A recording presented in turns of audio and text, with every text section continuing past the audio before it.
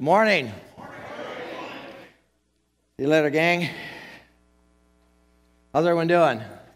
Got it. You know we got a picnic today, so you're all invited right across the street. All right? Hey, we got massive half-pound hamburgers, because I know you people. Yes. So, but the problem is we only have 13 of them, so you might want to get over there quick. The rest of us will be eating quarter pounders. But no, we got a bunch of them, so it'll be awesome. All right. It's good to be here. Man, that was powerful worship. Sometimes I debate, should we keep going? Should we stop? Should we go? And then Chris did a great job. So thank you, buddy. Well, we're going to be studying for the next few weeks, next number of weeks, a series called Courageous Living in Turbulent Times. Oh, really? Are there any other types of times? And aren't all times turbulent? Because it often seems like we're either in a turbulent time, coming out of a turbulent time, or what? Heading towards a turbulent time. So it's always there in the view of life. The word turbulent, as defined by the Oxford Dictionary, means this. It is a time that is characterized by conflict, by disorder, by confusion, and is the opposite of stable or calm. And there is only one way to get through a turbulent time, and that is to have courage to deal with it. But courage isn't a standalone thing. It has multiple streams that are attached to the ocean of courage that we need to deal with tough times. But you know, the truth is this. Not all times are turbulent. Sometimes are calm and smooth and just the regular goings-ons of life. But those are crucial times, for it is in the non-turbulent times that you gain the practice to handle the turbulent times. And that's what we're going to be focusing on today. You know, if we do not practice the self-discipline we need in the good times, we will never be able to exercise it in the hard times. It has to be taken deep into us. What you practice, you perfect. That doesn't mean all practice is good practice, but what you practice is what you are and what you will become in the times of turbulence. Courageous living is developed in the calm and relatively stable times of normal life. Jeremiah 12:5, as he prophesied way back 2,700 years ago to the people, and he saw in a time of peace how out of control they were living. And he knew, because God had revealed to him, that a turbulent time was coming. In 12:5, he spoke this word to the people. He said, "If you have raced with men on foot, and they have worn you out, how can you compete with horses? If you stumble in the safe country, how will you manage in the thickets of the Jordan?" In other words, if one cannot live courageously while he's just dealing with the normal, everyday people of life and things of life, how can he or she live courageously, live successfully, when they have to run with the horses of life, the horses of loss and trauma and tragedy and grief, and the big changes that take place, where running as fast as we can during those times, we can still barely see the horses. We are out of control. If we can't live it in calm times, we are certainly destined for trouble in turbulent times. So the calm times of life are super important in the development of our character. Listen, courageous people can be counted on when the going is rough. Why? For they could be counted on when the going was easy. See, if you can be counted on when the going is easy, you can be counted on when the going is rough. When you can't be counted on when the going is easy, you certainly won't be counted on when the going gets rough. You can't handle what you have now, you can't handle the greater. Courageous people keep moving in the face of major obstacles. Why? Because they have learned to keep moving in the face of small obstacles. Courageous people have learned to adapt and overcome what seems like insurmountable setbacks. Why? Because they have learned to adapt and overcome normal setbacks. Courageous people keep their convictions in tragedy because they have learned to keep their convictions in prosperity. And how do you do this? It's a thing called character.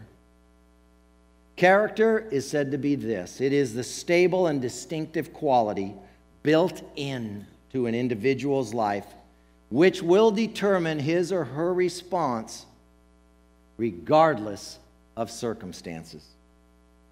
Character is the behavior that is typical of a person and is commonly called their moral strength.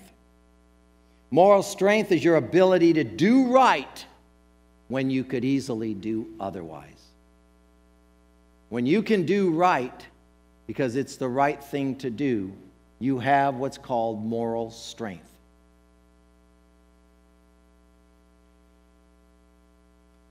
And secondly is this: your character is your reputation. Whatever you think of your character, your reputation is really the definition of your character. You know, ever have anybody do character references? When you go to get a job, what do they want? 3 character references. They want to know what your reputation is with people that you've been hanging with previously. Multiple times, multiple places want character references. Your character reference is your reputation, which is your character. Well, if you want to get a better understanding of what character is, think of a person's characteristics. What are your characteristics? What are the things that characterize you? How would you characterize yourself, for example? Are you a dependable person, or are you inconsistent? Are you determined, or do you give up easily? Are you well organized, or are you known as chaotic? Are you humble or prideful? Would people consider you to be even-tempered or quick to anger? Are you self-controlled or emotionally and circumstantially controlled? That's your character. What would people say about you? That's who you really are. There are lots of questions like this we could ask about ourselves or others. And when we know the answers to those questions, we can then say we have a pretty good understanding of your own character or of someone else's character. When you can ask yourself questions about them, are they an honest person? Are they a trustworthy person? Am I trustworthy? When I can answer that, I can actually define my character because we know our characteristics. Why is this important? Why take up some time in your life to look at this? And this is the reason: because character is the number one determining factor in your and my individual success. It is the most important factor in whether or not we will be successful, no matter what area of life we are talking about. Vocational, educational, relationships, financial, physical, spiritual. For example, it is certainly easy to say that a person who is diligent is much more likely to have success than a person who is slothful. We can come up with lots of those examples. But when we have learned this truth, that character is the determining factor for a person being successful, and to handle turbulent times, the character trait of courageous changes and defines everything. And we have a great example of this in the Bible, and we're going to be looking at the character traits of a guy named Daniel as we kind of go through a little bit of that book and look at his character traits that enabled him to endure 70 years as a prisoner and still follow God and in the midst of those 70 years, make a phenomenal impact in his generation, and along with the book of Revelation, have phenomenal impact on our generation. God honors those who honor him in the turbulent times. Big, big deal. Because those are the easiest times to fall away. But if I honor God in the times of calm, and I practice my disciplines in the time of calm, in the time of turbulence, I have something to pull out from within me. It's the best, and it's the most, probably one of the most powerful things I can ever tell you from this pulpit in the daily functioning of your life. So, this guy Daniel lived over 2,600 years ago. He had turbulent times. Hey, you know what? Every time throughout history is turbulent. How many know that? Sometimes we think, oh my God, we're in the worst time. Yeah, we're getting closer to the end. But you know what? Whether we get to the end of before the Lord comes back or whether we don't, we're getting to the end, at least of our existence here. And there will be times of turbulence and times of calmness in each one of our lives. And each of them are valuable. When we go south, when we're in a turbulent time, God has to step in and redeem and restore. When we honor God in turbulent times, God honors us, and we become blessed in ways we would never know or imagine without having to go through that experience. And it's the truth. So I'm going to give you a little history because context is everything, as I've been sharing with you. Everybody lives in a context. The context of your life is the context of your life. You make decisions based on that context.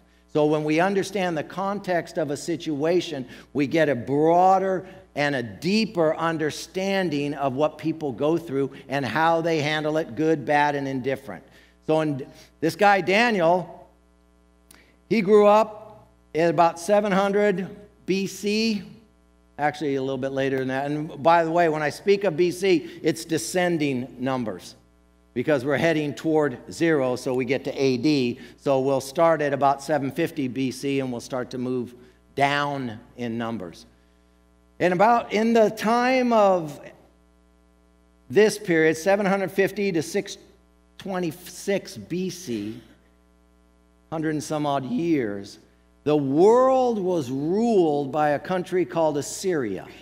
Assyria would be somewhere near, the Assyrians would be somewhere near Assyria in our day and age. These guys were vicious and cruel. These guys were the people that were saddled with the idea. They invented crucifixion. They knew how to torture, and if you were against them and rebelled against their leadership, they could torture you like no other. They were cruel. In fact, the Assyrians were the people that God told Jonah during this period of time to go to these guys, go to their capital city called Nineveh, and tell them to repent of their atrocities, or I will come and judge them. And that's when Jonah, in the book of Jonah, says, I ain't going over there. He goes, let me give you a little history, God, because we always like to give God the bigger picture. He goes, they have been really bad to us. Really, really bad. If you're going to burn them, I will bring the kindling. I will help you. I hate them. They're no good. And God said, oh, well, okay, Jonah. You do it your way. No, he didn't. He said, Jonah, you're going one way or the other. And in your case, Jonah, it's going to be the other. So you're going. And so that's a little bit of a picture of what took place. Now, about 626 BC, after the Assyrians had been running the world for about 150 years, a guy named Nabopolassar of Babylonia, which we would call Iraq now, this is all taking place in the Middle East, rose to power among his own people and finally was able to conquer the Assyrians and push them out of his country. And ultimately, they became the next dominant power called the Babylonians. So they basically lived in Iraq. Well, his dad ruled the world for the next 20 years or so. And then in 206 BC, he dies. And his oldest boy, Nebuchadnezzar, everybody follow me? Key thing here is get the names right, because I will be testing. There's a form before you can leave this place. You got to get all the names right. And I'm giving you the wrong pronunciation on purpose so you'll fail the test, so I'll look good. It's an old ploy I used. No, but you can look all this stuff up. You may think, "Guy Joe, you know a lot of stuff." Hey, I've been studying this stuff for 25 years. I should know a little bit about it. It's my job, right? You all have your job. It'd be amazing if you're a plumber and you're unfamiliar with piping. And so don't be too impressed. So this guy takes over. He gives it to his son. His son's name's Nebuchadnezzar. And Nebuchadnezzar either has a dream or one day he's praying to his god, a god named Marduk, or he came to be known as Bel, which was their chief god. They had multiple idols. And he was praying, and he believed this God told him to take over the world. He was given permission, and his God would back him up. So he started a policy of imperialistic expansion. So the first country he attacks is Egypt, and he conquers Egypt. And then from Egypt, he moves to Israel, what we would call, back then it was called Judah. And he besieges Jerusalem, which means he, kind of like what America has done to North Korea, put a embargo around them so no goods can come in and nobody can get out, so you starve them out. You move them to your will economically.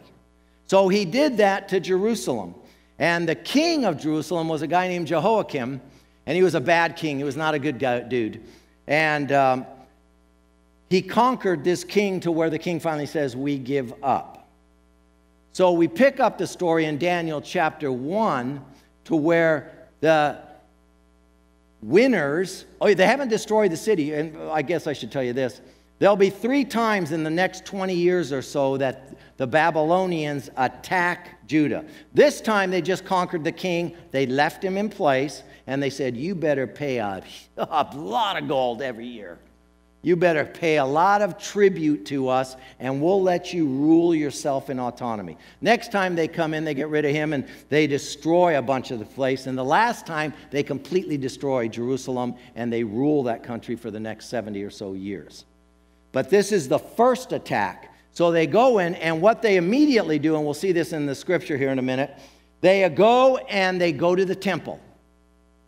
They go to the Jewish temple, and they take a bunch of stuff. Why? They show their God that my God, Marduk, is more powerful than your God. So we take his stuff, and we take it back to Babylon, and we put it in the temple of our God. So let's pick up the story. Everybody with me on this? Context is everything, so stay with me. Somebody wake up that guy right there. Just kidding. Everybody looked. A number of people turned and looked. Hey, don't worry. His name's Neil.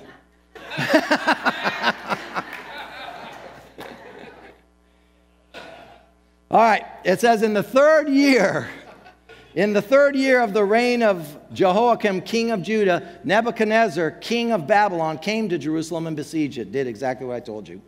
And the Lord, Jehovah, so our God, delivered Jehoiakim, king of Judah, into his hand, along with some of the articles from the temple of God, and these he carried off to a temple of his God in Babylonia and put in the treasure house of his God. It was a display that my God's better. And the reason you need to understand this is, much like the Muslim world of today, religion and politics are one.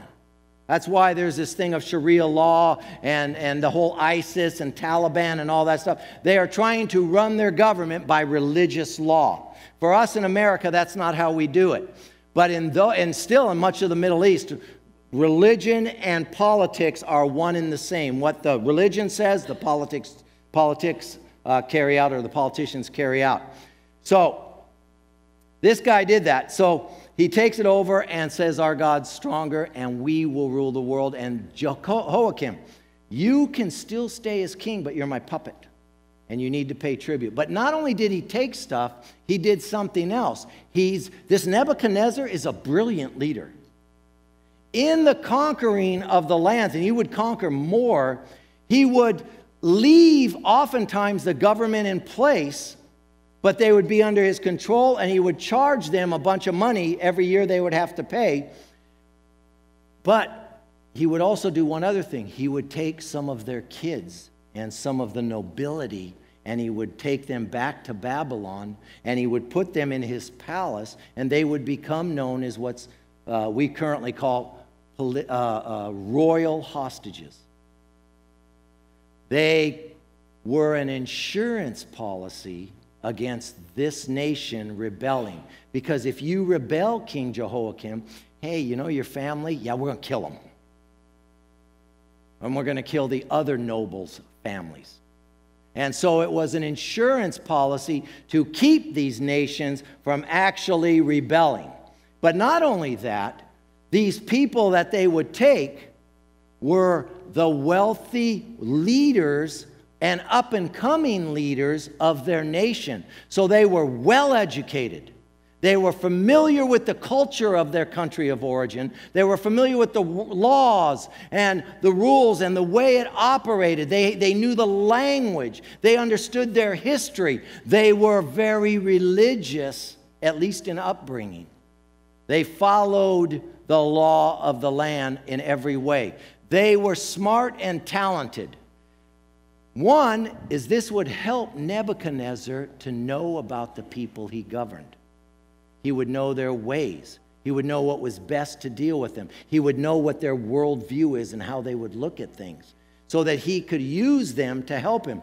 And then secondly, he could indoctrinate them with the Babylonian way of life so that they would begin to see a different way of living and recognize that Marduk is more powerful than their religious god, that the Babylonians were politically and militarily more powerful, and they would hopefully be swayed into the Babylonian way of life so they could also export that to the next generation of the land they were conquering. So there was multiple reasons for not only taking the stuff and being religiously over them, it was prudent to take the leaders' children and those growing up, because Daniel, and if you ever heard of Shadrach, Meshach, and Abednego, his three buddies, these four guys, which the book of Daniel speaks of numerous times, they were young. They believed they were anywhere from 13 to 18 years old. So they were going from a time of prosperity and being at the top of the heap as nobility and people that were positioned to carry forth the ways of Judah into the future, to being foreigners and prisoners with no family around. They entered into a great turbulent time, not even knowing they'd never become free again in their lifetime, most of them, with the idea that death was always hanging over their heads if somebody from their home country didn't play fair or play by the rules that Nebuchadnezzar set. So these guys were going into their world of pain. And so in order for them to be courageous, they had to recall what they learned in the good times and actually believe it. You know, some of you, Teresa and I have been approached numerous times, and people, basic comments they make about our loss of our daughter a couple months ago was, I don't know how you guys do it. I don't know how you do it. All we do is try to be courageous. And this is the truth. God's word in me is a settled thing. I know he's in charge. I know it doesn't mitigate the tears, doesn't mitigate the loss, doesn't mitigate the pain. But I know he's in charge. I know we win. I know he's got a plan. And I know that because I believed it when in the good times. I was sharing with Chris earlier in back office. if you're new here, you probably don't know, but my daughter died 4 months ago, and my son died 6 years ago. And we have been rocked to the core of our lives. And we have one daughter that's still on this side of heaven. And so I had a point.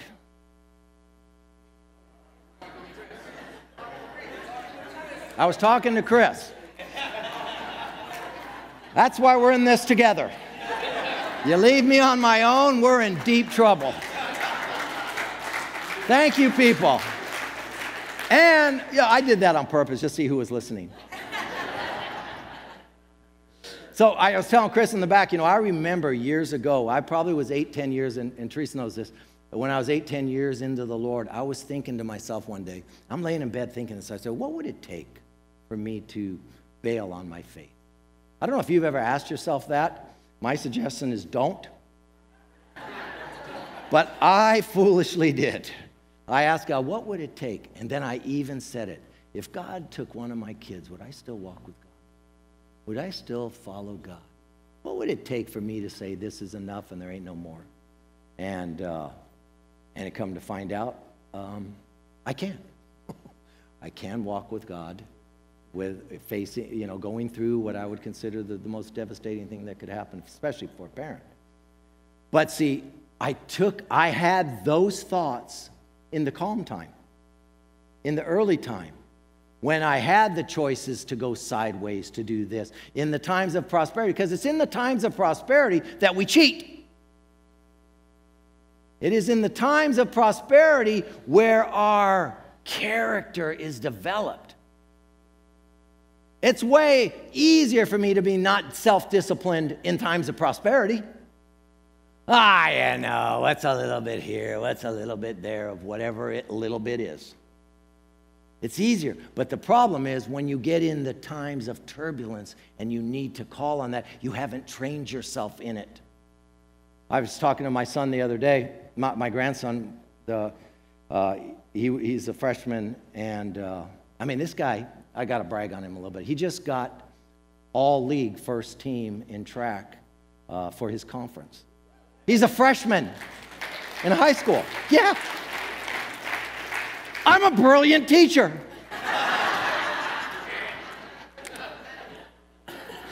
I know nothing about track. I go, what are they doing? I have learned this about track. It's all day long. It just never ends. Event after event after event. But this year he also played football, and he was really good. But now he's in spring training for varsity. They brought him up for the playoffs, but now he's in spring training for varsity. And he was telling me the other day, I was asking him, how's it going? He's going, Pops, I'm learning to key off the guard. I said, in freshman football, we never did that. I just played my position. But he goes, now I'm learning that when the guard moves a particular way, he's a linebacker, I move this way. I read what's going on, what they're trying to do. See, he's had to learn now in the easy time, spring training, where he's practicing in the time of prosperity. Nobody's even hitting them. They don't even wear helmets. They're just going there. They're working out, and they're lifting weights, and they're running, and they're doing all stuff. But this is the easy time. If he didn't learn these things and more in the easy time, when he gets into the turbulent time of a game, he'll have nothing to pull on.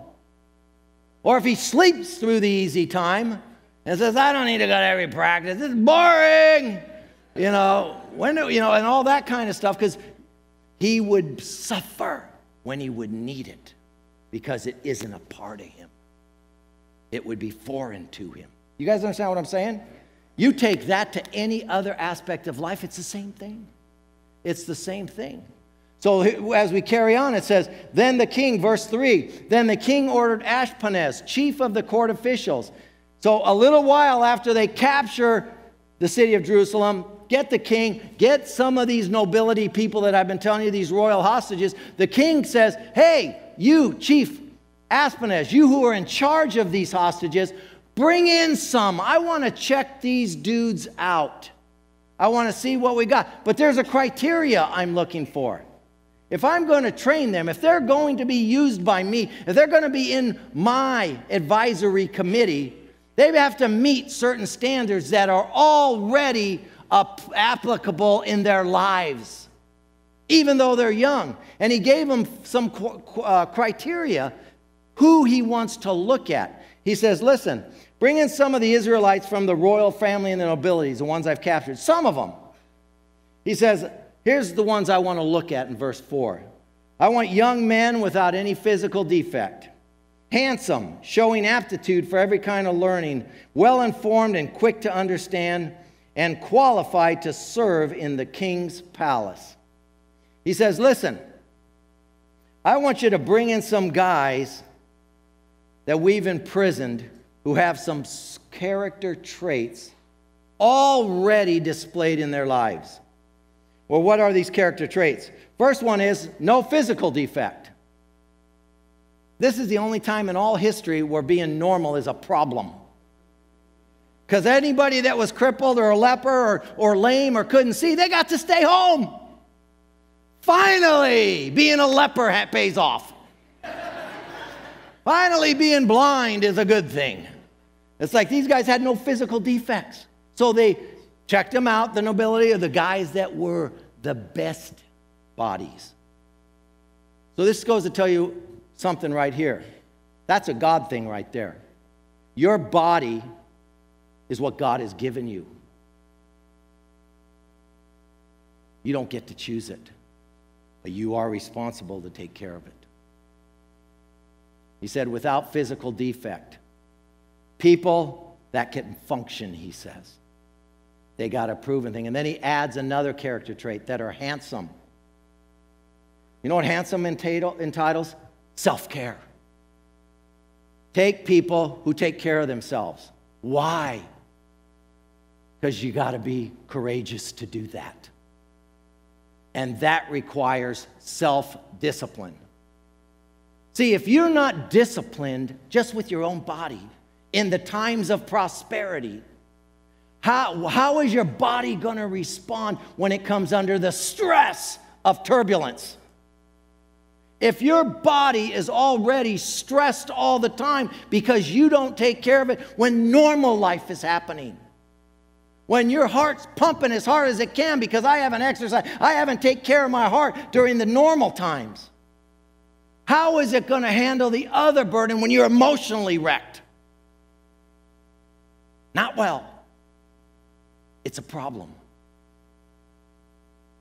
And it's a problem that is way more difficult to handle under a stressful time. Because when we're under stress, we want to eat or we don't want to eat. After we came back from Texas, my brother was telling me this just the other day. We were up in the mountains with him with the little kids and had a boat, and it was our daughter's birthday last weekend. So it was, we needed to do something with the kids. So we're up there, and he says, Joe, man, the family was super worried about you when they saw what you looked like when you came back from Texas. And I said, what do you mean? I lost 15 pounds. I was kicking. Something was working. He goes, no, man, you look sucked up. And it was like, I had no idea. And you know what that did? That immediately triggered in me, I got to get back to the gym. I got to start taking care of myself again. Because I've been working out consistently for years. And that's a deep ingrained part of my being. And I recognize that in that loss and in that pain, the stress of it all, I didn't want to eat. It wasn't like I was on some diet. I didn't want to eat. And if anybody's ever been in loss and grief, you're not hungry. You're not hungry. But I knew, and it had been put in me, that I can't stay this way. And I already knew all the exercises and all the things I needed to reincorporate into my life. Not because it was a new thing for Joe, and now I got to add this onto my life with all the other troubles I got going on. I haven't lived it. I have already made it a part of my life.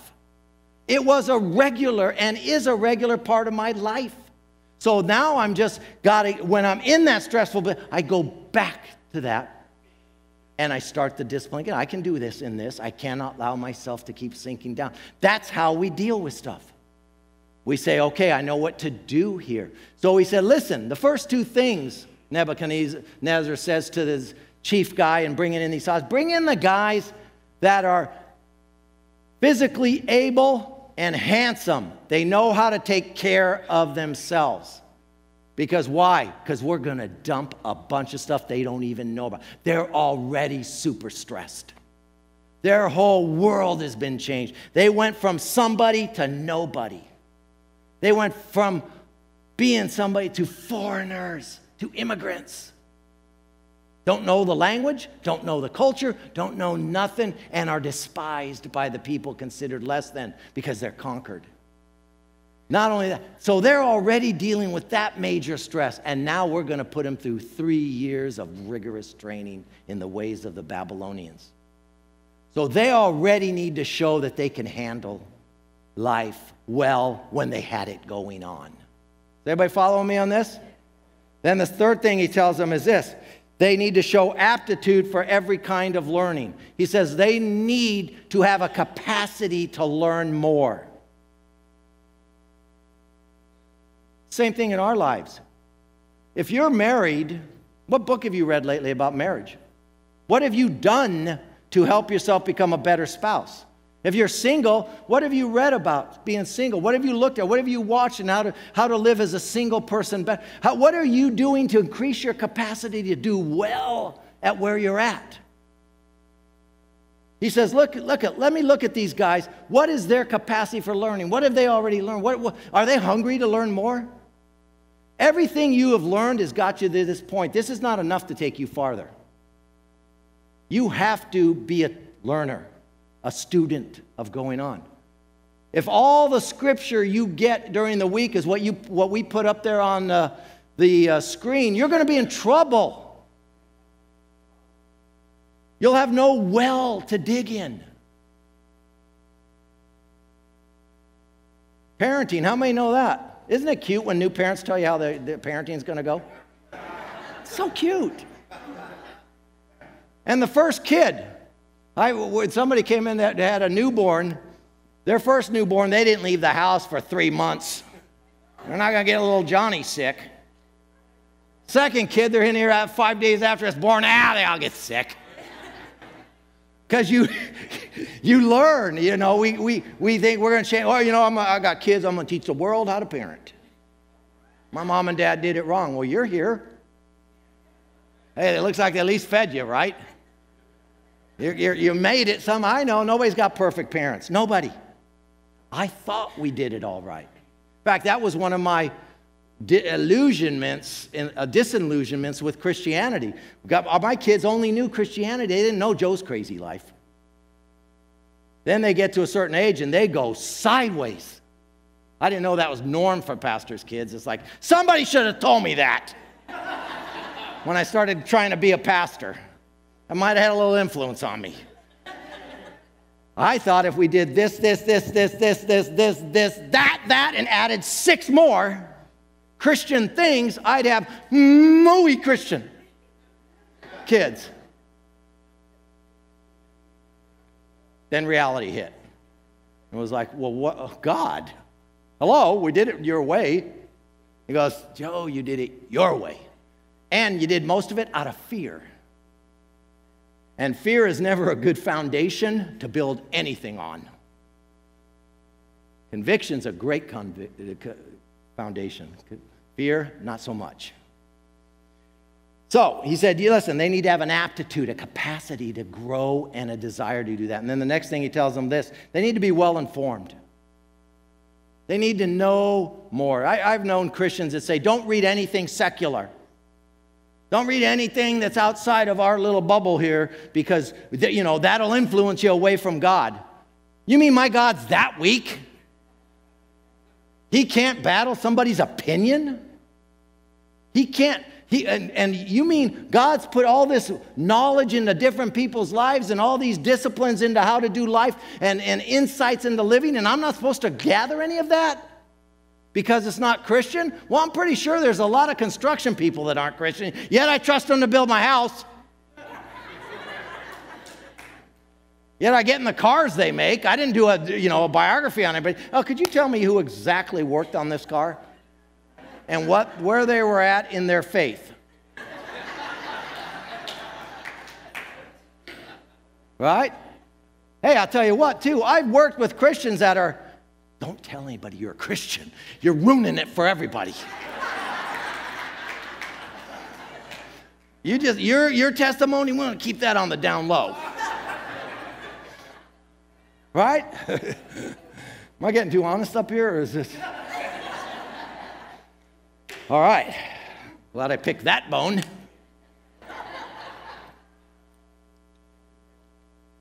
He says, listen, well-informed, the ability to understand things.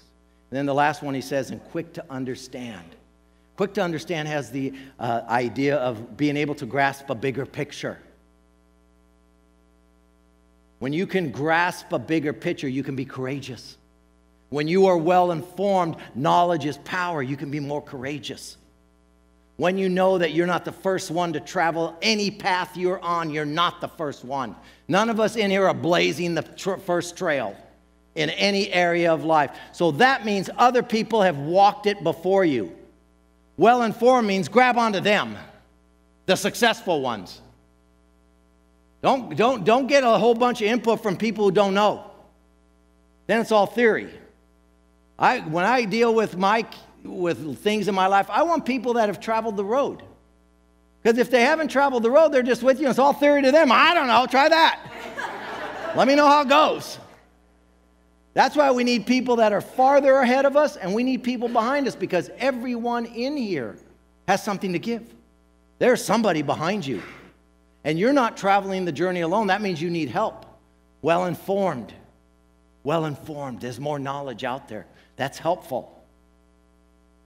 See, when we try to become less informed, when we shrink back, what tends to happen is the world misses out on our gifts. You have gifts to give. You have something to give. Yeah, but I've got all... you still got something to give. And there's help for you to navigate this successfully. You're going to need courage, because some of us, one of the biggest courageous steps we're going to make is to ask for help. That's a big step to make. Some of us are going to have to overcome rejection. Believe me, you're going to get rejected. Not everybody thinks you're the cat's meow.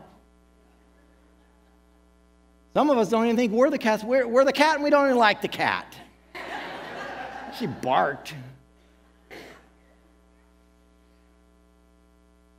Quick to understand, an understanding of the bigger picture, an understanding that there's more going on than what I see.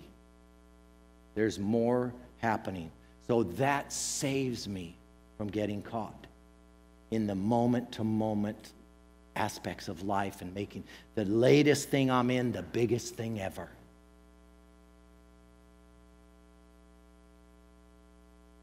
And you know what? When you face great tragedy, you learn it to a much greater degree, great turbulence. You learn in a much greater degree that there are small turbulences. When you're, how many of us lived, everything was turbulent. And they were all 10s.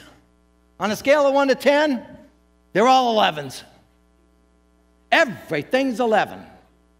It's like, you know what? You get enough 10s, you go, you know what? There are 2s. There are 1s, and there's a lot of 5s. And you know what? Most of, it's a curve. I don't have to get crazy over everything.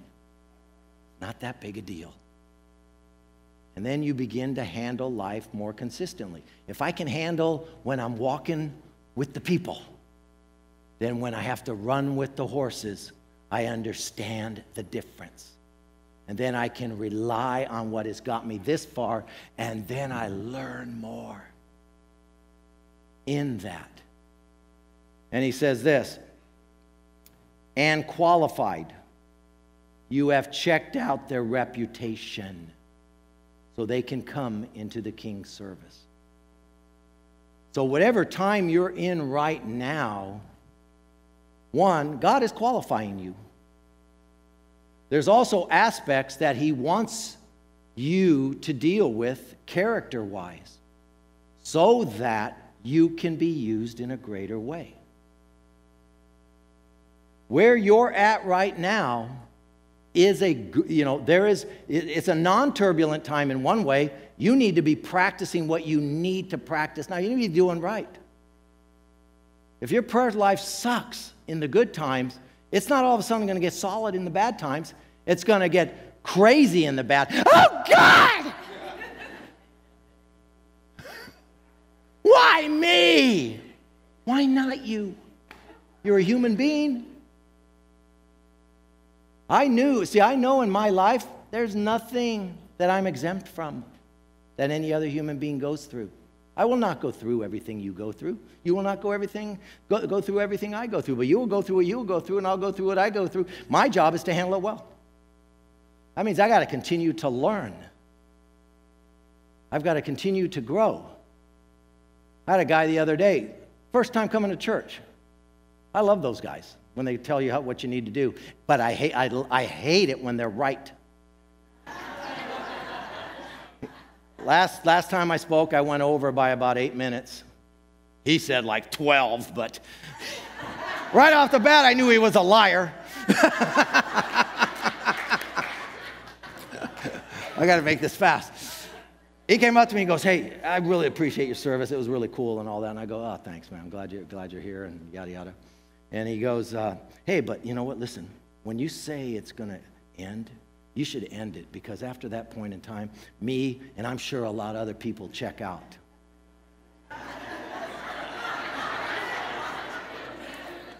It's like,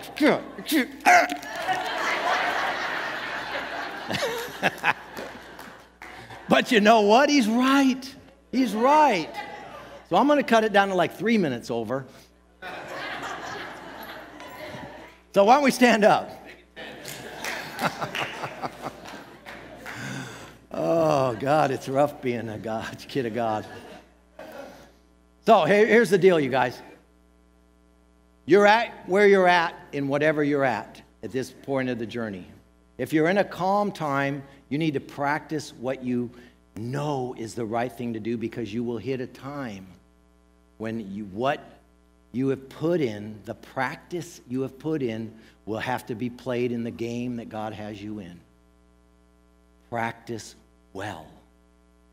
Some of you are in the game, and it's turbulent, and you're being tossed to and fro. Remember, it's a lifelong game. So you will get opportunity to relearn, to be restored, to be redeemed, to learn in the turbulence what you need to practice in the calm, because all storms end at some point. You may have, there are some you'll carry for the rest of your life, like loss and perhaps a disease or some other things like that. And in the midst of them, God will teach you how to learn. He will bandage you up, just like players in a game. Sometimes they're playing with a tweak in their hamstring and they get all the wrapping they need and they go out and play, and that's what they got to deal with. But oftentimes, the turbulent thing will last for so long, and then you need to have learned where you're weak in the game, where courage lacked, so that when you get in the calm, you can apply the practice to build that area. Does everybody understand what I'm saying? So let's just close our eyes for a second. God, I just pray that you would reveal to us, if you haven't already, some areas in our life that we don't really practice, thinking it's not a big deal. God, I pray that you will make us quick to understand, that we would all leave here today a little bit quicker to understand that those times count. Those are practice times. So God, as you've revealed that, we just raise our hand right now. Raise a hand. God, I ask you. Can you repeat after me? God, I ask you. Help me to achieve courage in this area where I lack it. Courage to do the right thing. Courage to practice the right practice, so that I may be honorable, and that you would honor me for that honorableness. Amen. That was weird. All right, God bless you guys. Have a great day.